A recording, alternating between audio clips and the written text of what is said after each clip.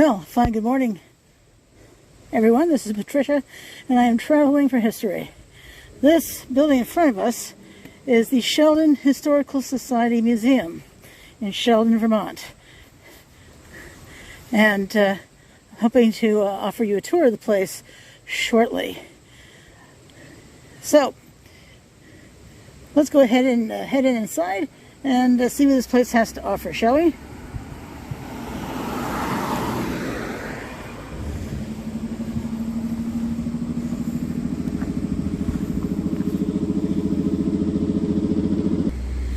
Now, one thing I will say is I'm going to be wearing a mask inside, so if my voice sounds a bit muffled, that is why.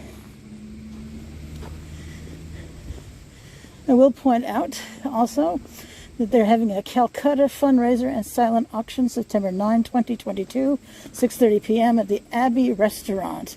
Ticket price is $100. It includes prime rib buffet dinner for two, a chance to win a grand prize of $2,000 and 10 $50 prizes. It's to benefit this Historical Society Museum restoration project.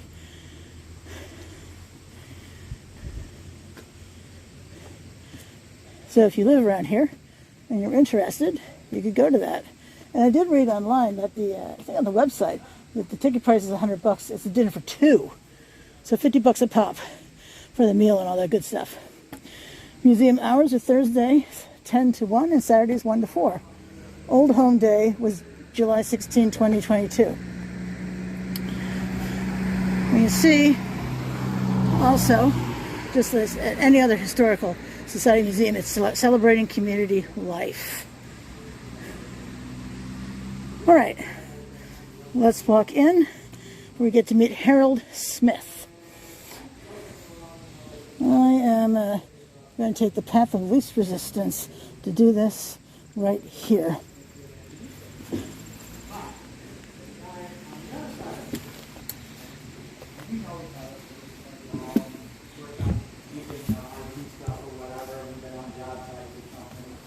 Now, these of us are about 8 miles from home, or turn around 28 miles from home. Well, that's what makes it adventure. I mean, some of them, yeah, got a little wet, got stuff. Yeah, exactly. That's, you know, here's what everybody knows about this rental. You're going to come home tired and dirty and possibly busy. That's what they know. Yeah, go ahead. Any business here. 15 seats. Yeah. I love signs like this, don't you?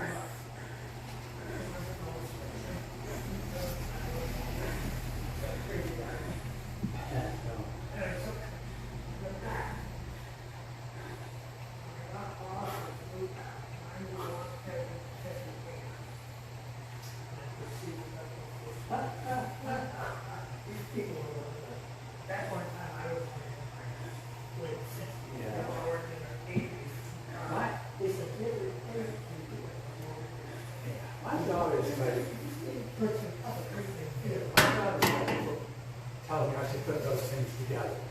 My daughter is telling me.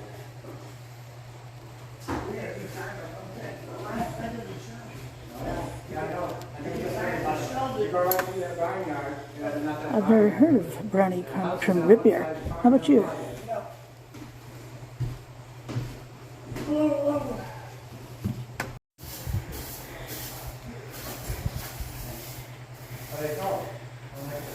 So, yeah, but I want to hear that. Because there's still somebody who's hoping another month, I don't have more than 2 others, there's still one active post office. I think some of those small more will have. So what's the story here? I love that Art Deco box. Oh, tiddlywinks. My mother used to talk about tiddlywinks. How many were here? Do you know how many were here? Cool. Yeah. Yeah, we had 13, I think. Who doesn't love old bottles, am I right? Yeah, we had next door.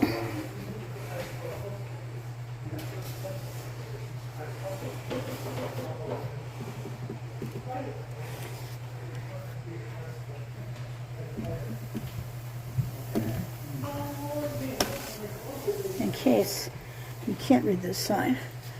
This is the Jennison and Gallop embossing seal.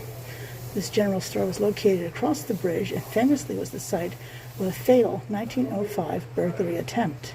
The seal assured the legitimacy of any correspondence to which it was affixed, courtesy of Carrie Cattell Mitchell. Wow.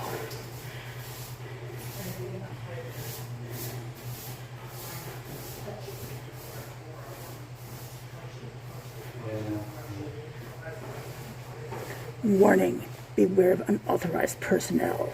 Only a paymaster distributor displaying a currently dated identification card is permitted to inspect, service, or renew the paymaster 2-year warranty. Do not void your paymaster warranty by allowing unauthorized personnel to service your paymaster. Well, okie dokie smoky. Oh, who else remembers SMH green stamps? I remember my mother collected those. I remember helping her lick those things. Ew. Ew, ew, ew.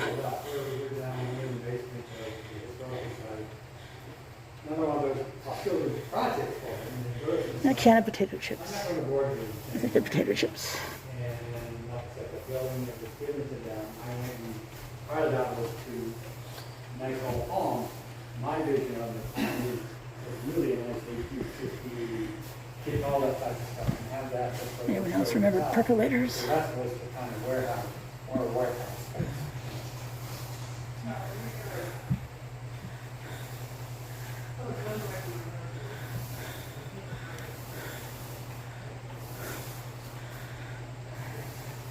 Do cigarettes get stale? I don't smoke, so I don't know. But if you know, you could let me know.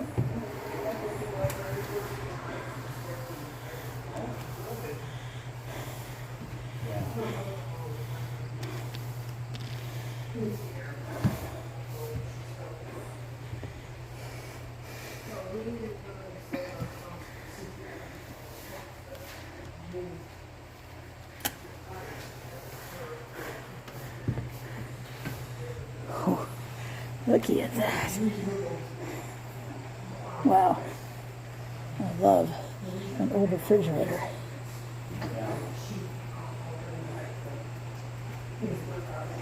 Does this still work? Oh, it has. I'm sorry? Yeah, definitely. Oh, it does. Wow. My dad, all right, well, I was duped. This is actually a new fridge. This is only a couple of years old. My bad. My apologies. I screwed up. And I prefer, and that's like I'm consuming a little bit more. I got another job or something, and every once in a while you gotta say no or pull back.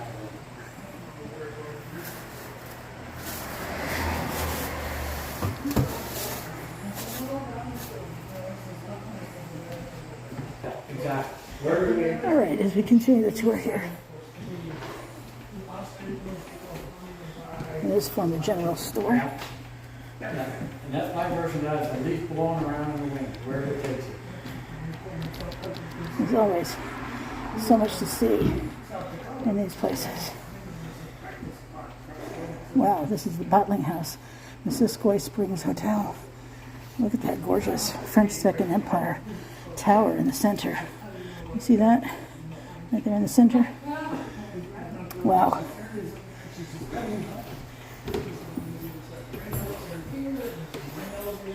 And here we have a paint challenge. Support the museum restoration project by donating towards the purchase of paint. $10 buys 1 quart, $30 buys 1 gallon. And your contribution is greatly appreciated.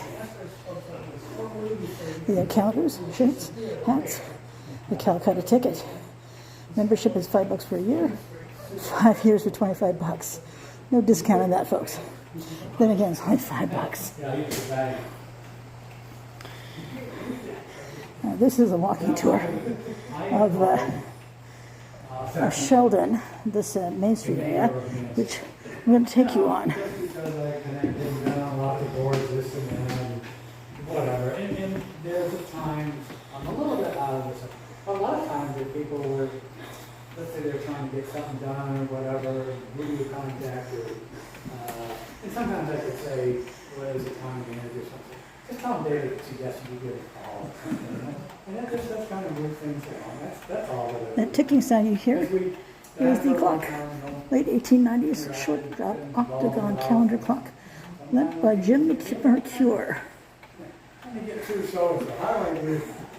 This is the Sheldon Spring School on the bottom. And on the top is the Central School in Sheldon, Vermont. I don't know if they're still standing, but I'll make sure to ask.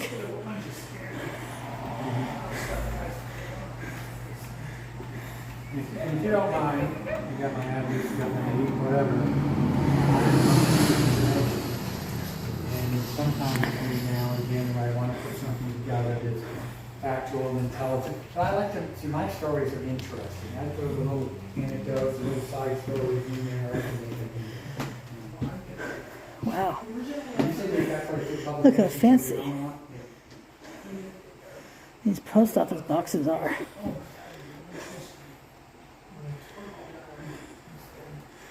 I don't know if this were part of a general store or not.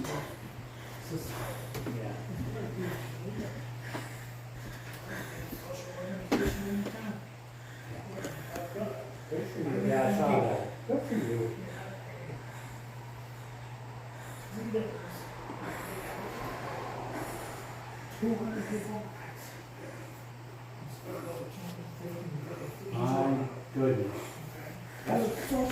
Yes.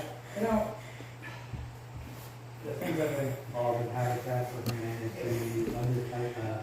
I just mentioned 3 or 4 things I didn't involve in. But you know what? When they were the biggest. Now look at these stamps. Aren't they beautiful? Of course, the scale to weigh your mail. And these wonderful old postcards. I love old postcards.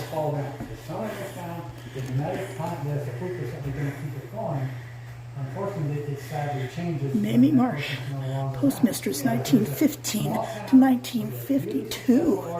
Presumed photo of Wes Marsh, a prominent businessman, transporting his wife Mamie and 3 of her friends down Main Street in Sheldon. That's the top photo. Yeah, I'll be home putting the stuff together. Louis Brulette, postmaster, 1978 to 1992.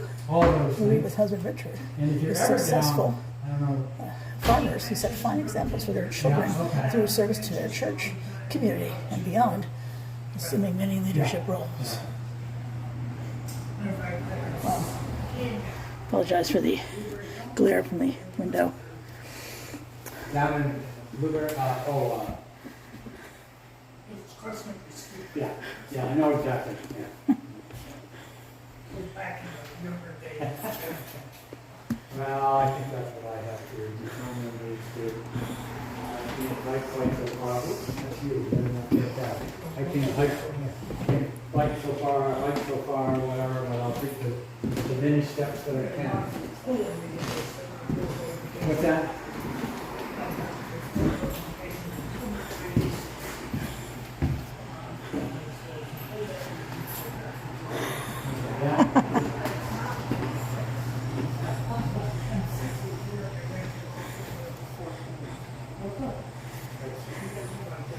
So, this is a treadmill. Alongside sideways of this thing. This is the 3rd time I've seen this in the Historical Society Museum. The treadmill had been an important tool on Vermont farms since the 1830s, reflected by many early patents for useful technical improvements. Available in a range of sizes, this tool was suited for a dog or sheep and can be used to drive a butter churn, fanning mill, grindstone, corn sheller, water pump, or cream separator.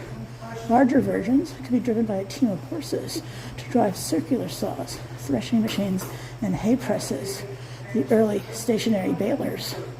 The speed of the mill and the power it delivered could be adjusted somewhat by changing the angle of the tread. A brake was necessary, especially if the leather belt slipped off the drive pulley, allowing the tread to spin free. And here, we do have a picture of a dog earning its food. told you in many, many videos, I'm a city gal. That's still true. And I do find farm implements fascinating. This large barrel churn agitated the cream with a rocking motion. Notice the glass eye in the side and end of the barrel, better to observe the progress of the butter within. This is the eye I'm talking about. The crank required a strong arm or a dog power might be adapted to perform this tedious chore. Churning causes the cream to swell and expand, so the churn was never filled more than halfway. After the cream had become frothy in the churn, the fluid would break and small nodules of butter would begin to appear, gradually collecting in larger and larger lumps. At this point, the buttermilk will be drawn off and cold water added to rinse the residual thin Milky Way. How fascinating is that?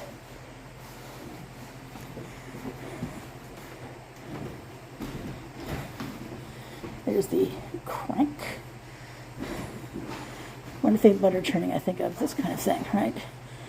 With the barrel here and the stick. Now, this fierce-looking item looks like it could be in any Friday the 13th sort of movie. Anyway, this is the Cradle Scythe. It was an important innovation, first patented in 1823. The scythe had been in use in one form or another since the 12th century, but harvesting grains with a scythe was less satisfactory than using a hand sickle, since the ripe grain would shatter, shedding from the stalk, if it were roughly handled. The cradle, in contrast, kept the grain in orderly sheaves as it would cut, and the mower's skilled handling of the cradle would lay the harvested stalks neatly at the end of each stroke. It allowed a strong man to mow 2 acres or more in a day. The grain subsequently would be gathered by binders, who would tie the stalks into sheaves for transport to the threshing floor in the barn or granary. Can you imagine 32 acres in a day? One of those things. Honestly, I can't imagine working that hard. Wow.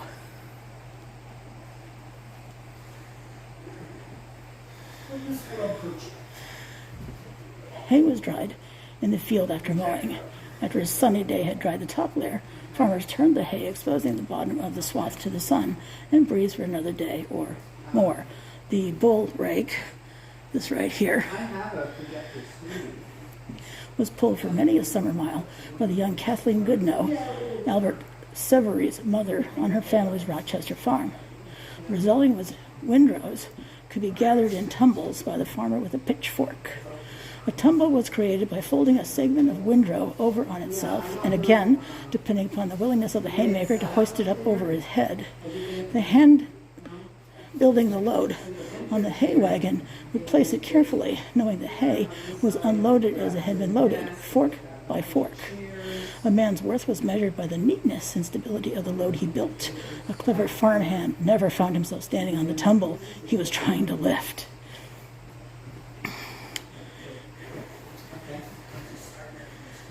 Now, you may recall the video I did of the Old Stone store, I think it was called, down in Wallingford, which made pitchforks. That was the original purpose of the building. And here we have a pitchfork. Don't know if it were made in Wallingford or not. The 3-tined pitchfork represents the skill of a farmer working with materials on hand, an ironwood branch. No screws, bolts, iron tang, or wrought tines were needed to make this effective and durable implement. Maker is unknown. So now that would not be the place in Wallingford because they had an iron forge. The clean grain, known as grist, would be bagged and brought to the mill, like the 3-story Northrop grist mill, which stood across the road. Some grain was reserved for animal feed, some for personal use, and some was traded at the stores for necessities which couldn't be made at home. Grain was brought to the threshing floor on the stalk, and the flail was used to separate the wheat from the straw and chaff. The long pole, the stave, was swung, and the speed of the short free-swinging end, the swingle, was greatly accelerated, multiplying the force of each stroke. It would be important for each person on the threshing floor to know exactly where they stood with respect to others wielding flails, lest they themselves become thrashed. The resulting grain was then winnowed, gathered up in shallow baskets, and with barn doors open wide to the breeze. The grain and chaff was tossed into the air. The heavier kernels would fall to the clean swept floor, and the light chaff blown free. By mid-century, the fanning mill simplified this process with a dog, ram, or horse-powered fan, creating a strong and steady wind across the column of grain and chaff pouring through the machine.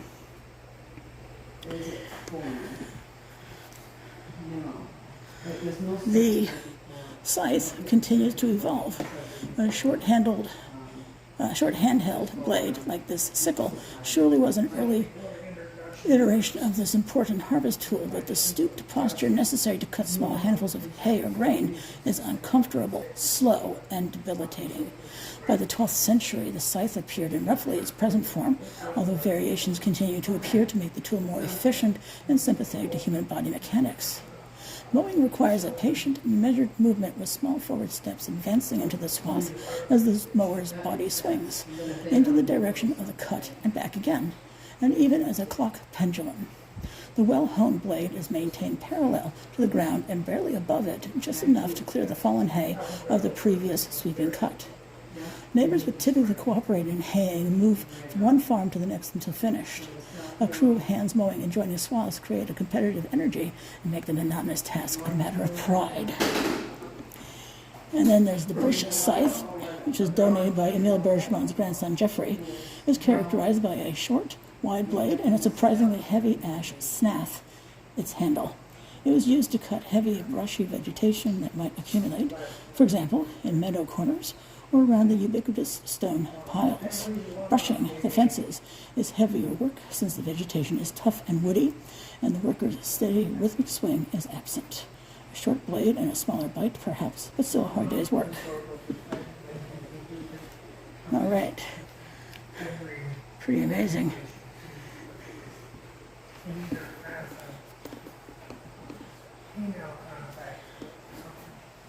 These are butter stamps. Fancy wooden butter stamps or molds, incised with intricate designs, would give each portion a personal touch. Not all farm families had such luxuries or took such care. Local store ledgers record credit given for balls of butter and so much per pound.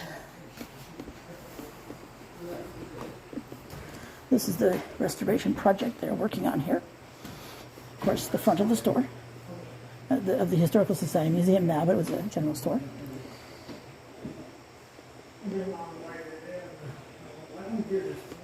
It looked like inside before other things are put in.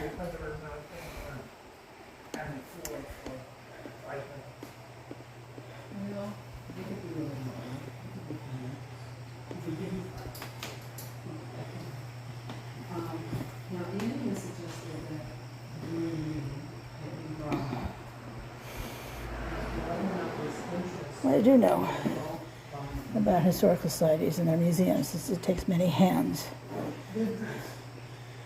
So if you would like to donate time, become a volunteer, donate money. Money goes with everything, don't you know? If you don't live nearby, perhaps you'd like to think about helping them out. This photograph was taken in 1914.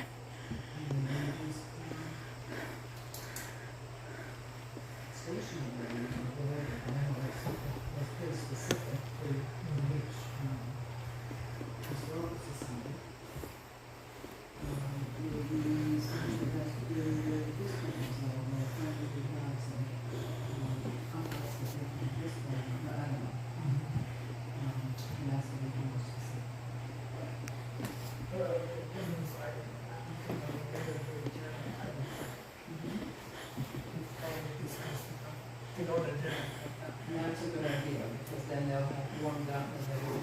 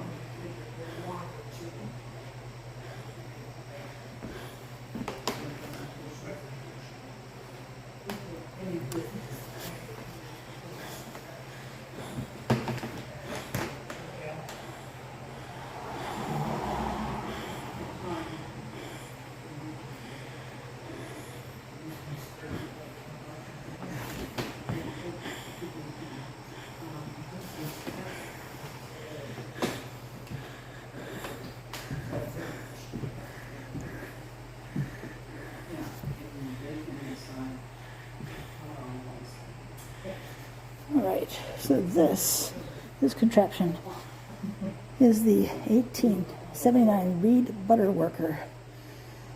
So ladled onto the table, the butter would be worked, manipulated with wood paddles to finish rinsing and forming the butter into compact shape for storage or sale. This butter worker was a great labor-saving innovation to rinse and form the finished product. How neat is that?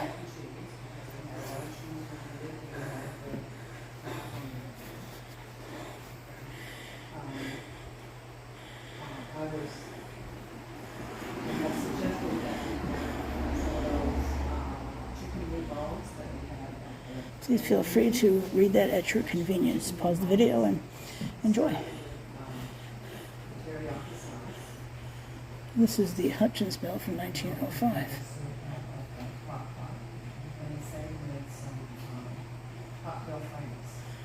You can see my photographs on Instagram and my Facebook page, Traveling for History, 1L in Traveling.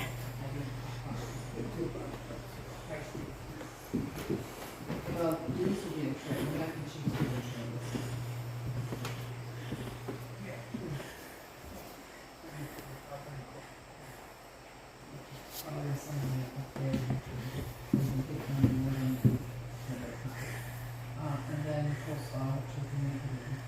Unfortunately, I can't step back to get a better picture for you straight on, because there is something right here, a mock-up of the post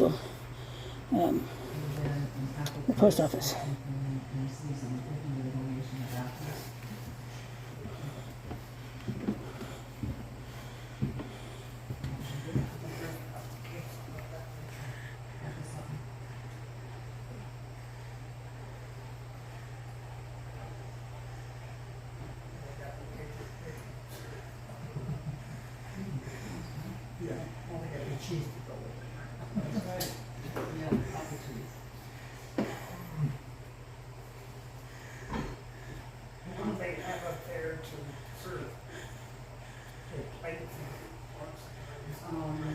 We will provide.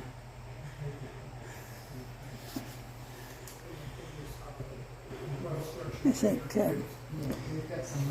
county fairs were very prevalent. Certainly, the Champlain Valley Fair starts another few days, which is located in Essex Junction, Vermont.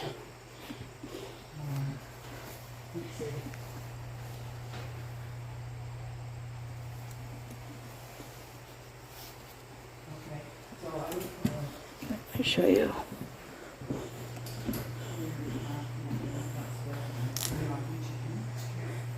There you go.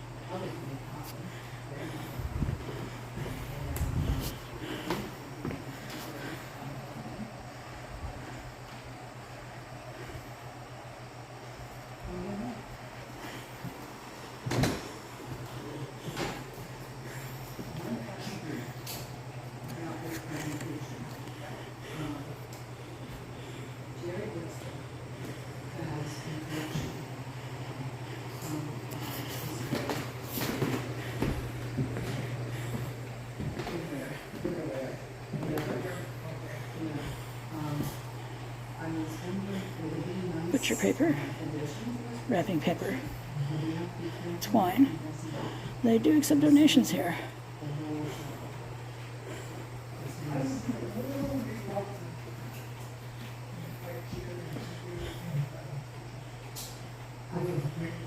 I would ask him, if I were to ask him, I would ask him, how do you'll just want to borrow this one?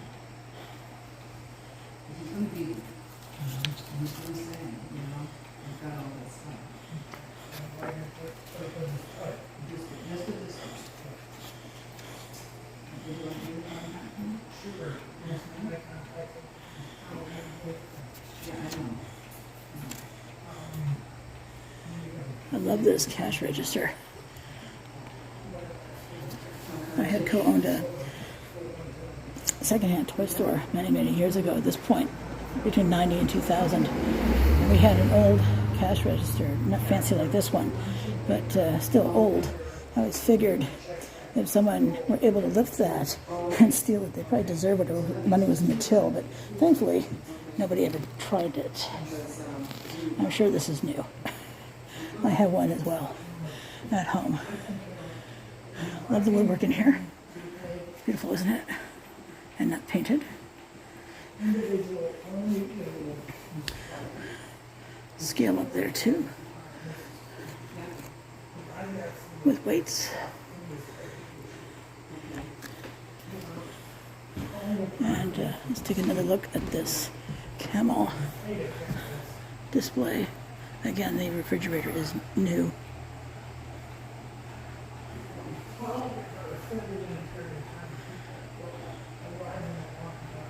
All right, well, this is the Sheldon Historical Society Museum.